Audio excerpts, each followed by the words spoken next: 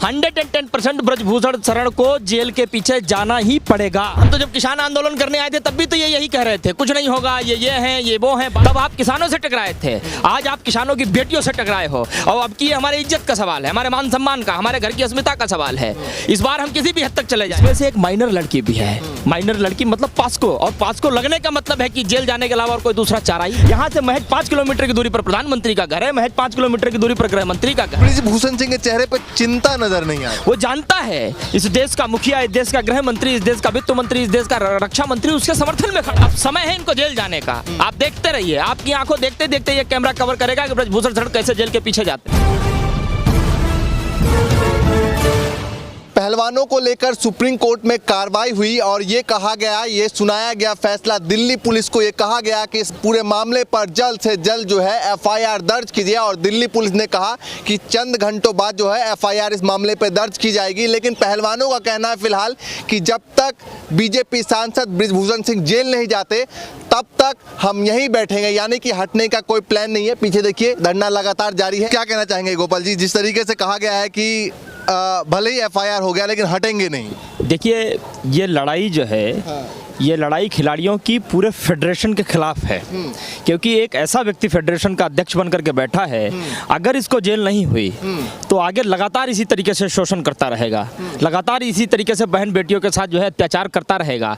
इसीलिए आप देखिए, एक पोस्टर सुबह से खूब वायरल हो रहा है जिसपे करीबन 38 आपराधिक मुकदमे हैं, गैंगस्टर एक्ट लगी है, गुंडा एक्ट लगी है, आर्म्स एक्ट लगी है। ये छोटे मोटे एक्ट नहीं होते हैं, ऐसे एक्ट में तो उम्र कैद की सजा होती है लोगों को। आज तक ये व्यक्ति स्वतंत्र रूप से बाहर है, भाजपा का सांसद है और कुश्ती फेडरेशन संघ का अध्यक्ष है।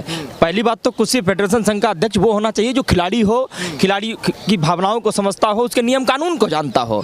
ये आदमी तो गांव में कभी पहलवान रहा होगा और मंच पर कैसे सरेआम जो है किसी को थप्पड़ मार देता है, किसी को कुछ कर देता है।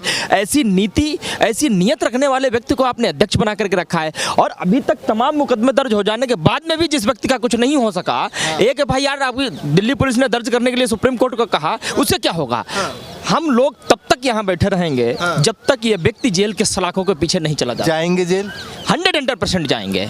आप क्या बात करते हैं? कह रहे हैं एफआईआर दर्ज हो गई, मैं मजे में हूँ कि दूध का दूध और पानी, दूध का दूध और पानी का पानी हो जाएगा। क्यों कह रहा है? क्योंकि मालूम है उसे, ये बहुत अच्छी तरीके से मालूम है, ये वो सरकार है, उस सरकार में वो सांसद है जिस सरकार में बलात्कारियों को संरक्षण दिया जाता है, जिस सरकार में बलात्कारियों को सम्मानित किया जाता है, जिस सरकार में बलात्कारियों के समर्थन में प्रधानमंत्री ट्वीट कर देता है, खड़ा हो जाता है, गृह मंत्री खड़ा हो जाता है। उदाहरण के तौर पर उत्तर प्रदेश में जिस कुलदीप सिंह सेंगर ने बेटी के साथ अत्याचार किया, बेटी के खिलाफ सरकार खड़ी हुई, कुलदीप सेंगर के पूरी मजबूती के साथ खड़ी हुई।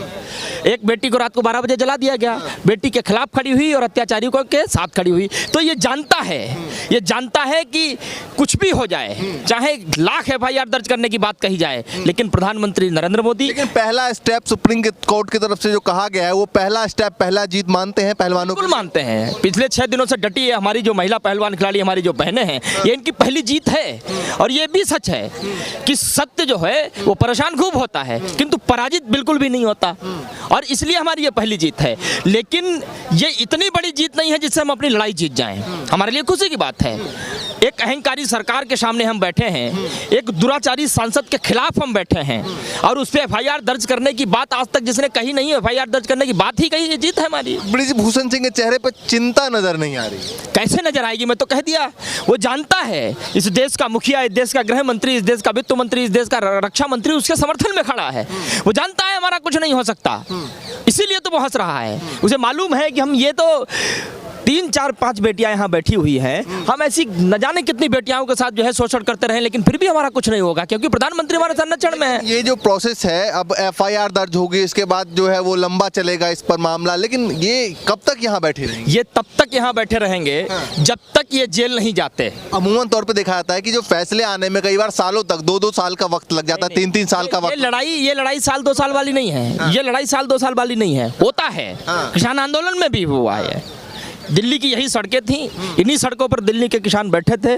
पूरे देश से आकर के किसानों को न जाने क्या क्या कहा गया, उनकी महिलाओं को, उनकी बहनों बेटियों को क्या क्या कहा गया। 750 लोग उनकी आंखों के सामने मर गए, लेकिन फिर भी वो बैठे रहे, आंखों के आंसुओं को पोंछा, क्योंकि देश की लड़ाई उन्हें लड़नी थी। और इस देश के हुक्मरान को घुटनों के बल बैठ करके मजबूर करना पड़ा, उसे माफ़ी मांगनी पड़ी। इस बार तब ये किसानों से टकराए थे, आज ये किसानों की बेटियों से टकराए हैं। अब की बार ये हमारे इज्जत का सवाल है, हमारे घर के मान सम्मान का, हमारे देश की बेटियों की अस्मिता का सवाल है।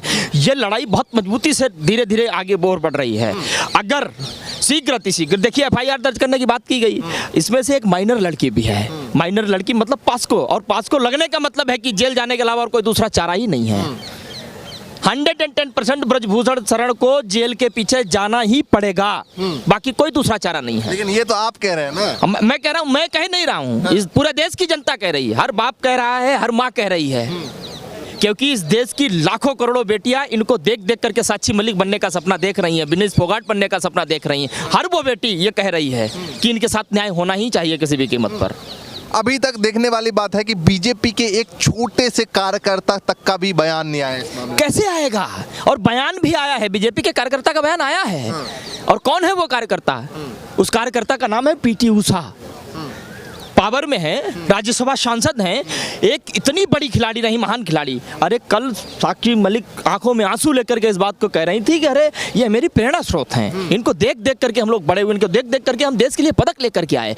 और उन्होंने हमारी भावनाओं को समझे बगैर, हमसे बात किए बगैर, हमने फोन किए, फोन नहीं उठाए, सीधे आपने एक कमरे में बैठ करके टूट करके दोषी ठहरा दिया इनको। और आपने कह दिया कि इस तरीके से सरेआम नहीं करना चाहिए। मैं क्या कह रहा हूँ कि सड़क पर बैठ करके अपने रोष को व्यक्त करना, इससे देश का अपमान हो गया। और बहन बेटियों के साथ शोषण करना, उनके साथ अत्याचार करना, ये देश का सम्मान हो गया, इससे देश का सम्मान बढ़ता है।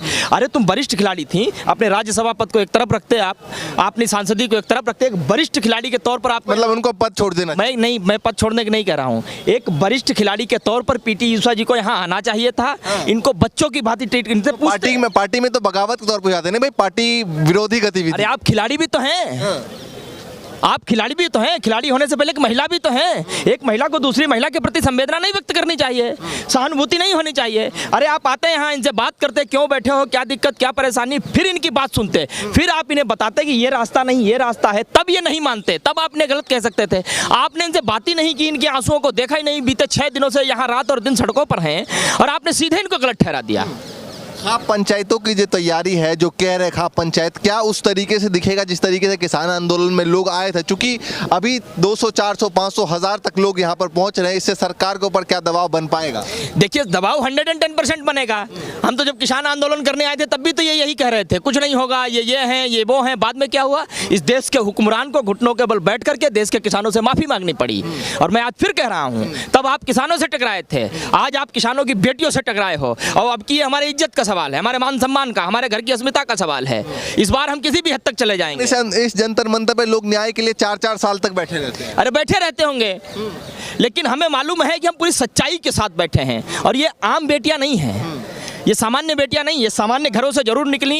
इन्होंने बहुत पसीना बहाया, तब जाकर के भारत का प्रतिनिधित्व करने का इन्हें अवसर प्राप्त हुआ। पूरे विश्व स्तर पर इन्होंने देश का मान सम्मान बढ़ाया, देश भारत तिरंगे को पूरे विश्व स्तर पर शान से लहराने का कारण दिया, पूरे देश ने गर्व महसूस किया। और वो जिन्होंने देश का मान सम्मान बढ़ाया हो, देश का गौरव बनी हो, और आज वो अपने मान सम्मान के लिए सड़क पर बैठे। जो लिस्ट लगाई गई है, आज मैं देख रहा हूँ 3-4 जगह ये पोस्टर लगे हुए हैं, 38 इसमें FIR अलग अलग जगह मुकदमे दर्ज हैं। इतने हैं तो 39 होने में क्या मतलब हो जाएगा? हुए होंगे 38 है अभी। मैं आपको बता दूं, विनाश काले विपरीत बुद्धि।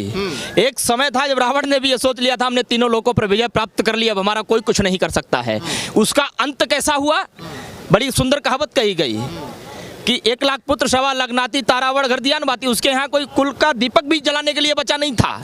अब तो इनका घड़ा पूरी तरीके से भर चुका, जितने पाप करने थे कर लिए इन्होंने, अब समय है इनको जेल जाने का। आप देखते रहिए, आपकी आंखों देखते देखते ये कैमरा कवर करेगा कि ब्रजभूषण शरण कैसे जेल के पीछे जाते हैं। तो मतलब और कोई रास्ता नहीं, अगर वो माफी मांग ले, किसी तरीके से कुछ हो जाए, मतलब जेल का ही रास्ता? कौन सी माफी मांग ले? अरे माफी, आदमी गलती एक बार करे तो उसकी गलती होती, 2 बार करे तो गलती होती, और बार बार करे तो गलती नहीं होती है, वो इरादतन गलती होती है कि वो करना ही चाहता है ऐसा। फिजियोथेरेपिस्ट जो पहलवान के रहे हैं, उन्होंने भी आरोप लगाया है। उन्होंने कहा कि 2014 का मामला है, जब मैं सामने नहीं बोल पाया, चूंकि इतना बड़े नेता है, उनके सामने खुल के नहीं बोल पाया। लेकिन रात को जो है ब्रिजभूषण के करीबी लोग उनको गाड़ी में बैठा के ले जाते थे। ले जाते होंगे, मैं कहता हूँ तब वो रहे होंगे, क्योंकि एक कोच, एक फिजियोथेरेपिस्ट, खिलाड़ी वो हमेशा देश के लिए सोचता है, देश के मान सम्मान के लिए सोचता है और उसके लिए वो खूब मेहनत करता है। और उन्होंने सोचा ही नहीं, इन्होंने देश का नाम ऊंचा किया, ये बेटियां देश का गौरव बनी। लेकिन आज इन्हीं बेटियों के साथ जब इस तरीके से कुकृत्य हो और इन्हें सड़कों पर बैठना पड़े, ये देश का दुर्भाग्य है। यहाँ से महज 5 किलोमीटर की दूरी पर प्रधानमंत्री का घर है, महज 5 किलोमीटर की दूरी पर गृह मंत्री का घर है, महज 5 किलोमीटर की दूरी पर एक ऐसी महिला का घर है जो बात बात पे वीरांगना हो जाती थी, रानी लक्ष्मीबाई बन जाती थी, स्मृति ईरानी का घर है। नहीं आना चाहिए उनको यहाँ। और तो छोड़िए, ये बेटियां इस वक्त में यहाँ बैठी हैं जिस वक्त में इस देश की राष्ट्रपति एक महिला है। क्या उन्हें एक महिला प्रति संवेदना नहीं होनी चाहिए? उन्हें नहीं पूछना चाहिए? नहीं उनके आंसू देखने चाहिए? कानों में रुई लगा ली, आंखों पे पट्टी बांध ली, कुछ देखना ही नहीं चाहते साहब। आपके पावर है तो कुछ भी कर सकते हो, आपकी सरकार है तो कुछ भी कर सकते हो। चलिए देखिए, तमाम मुद्दों पे बातचीत कर रहे थे, लेकिन जिस तरीके से ये तमाम पहलवान डटे हुए हैं, उनका कहना है भले ही एफआईआर दर्ज की बात हो, भले ही दिल्ली पुलिस एफआईआर दर्ज कर ले, लेकिन जब तक ब्रिजभूषण को जेल नहीं हो जाती तब तक यहाँ से हम नहीं हटने वाले। फिलहाल देखने वाली बात है कि कहाँ से लोग आते हैं और कितने दिनों तक आंदोलन चलता है, चूँकि काफ़ी लंबा वक्त हो सकता है कि इनको यहाँ पर बैठना पड़े और काफ़ी लंबी संघर्ष जो है इनको यहाँ पर देखनी पड़े। फिलहाल जो भी अपडेट होगा लगातार आप तक पहुँचाते रहेंगे। फिलहाल के लिए नमस्कार।